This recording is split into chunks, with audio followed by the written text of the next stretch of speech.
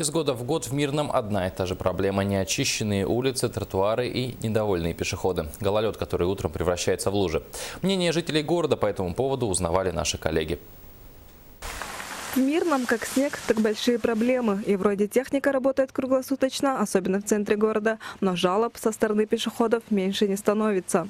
Не убраны тротуарчики, воды. Хоть бы маленечко что-то прибирали. Я боюсь, что я упаду. У меня уже возраст не тот, что я могу просто так не упасть, пройти. Мне страшно. С утра, конечно, невозможно. Это каток. Пару раз даже упала. Вот. А вот уже когда солнце начинает припекать, конечно, невозможно. Приходишь постоянно домой, ноги мокрые. Очень неприятно.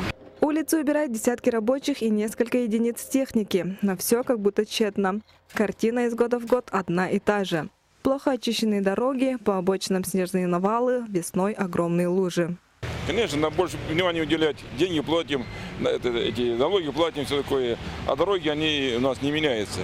Поэтому, руководство наше миринское надо, конечно, больше внимания уделять дорогам, помогать, все такое, да.